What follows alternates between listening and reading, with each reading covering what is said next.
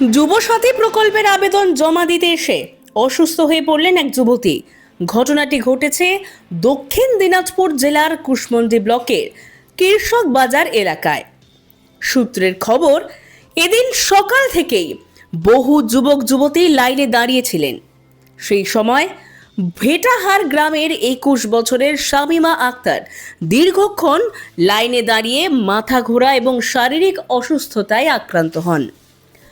খবর পেয়ে ঘটনাস্থলে পৌঁছন কুশমন্ডি বিধানসভার বিধায়িকা রেখা রায় ও কুশমন্ডি পঞ্চায়েত সমিতির কৃষি কর্মাধ্যক্ষ রেজা জাহির আব্বাস। বিধায়িকার গাড়িতে দ্রুত তাকে কুশমন্ডি গ্রামীণ হাসপাতালে ভর্তি করা হয়। বর্তমানে তার শারীরিক অবস্থা স্থিতিশীল বলে হাসপাতাল সূত্রে জানা গিয়েছে। এই প্রসঙ্গে কুশমন্ডি পঞ্চায়েত সমিতির কৃষি কর্মাধ্যক্ষ জাহির আব্বাস বলেন,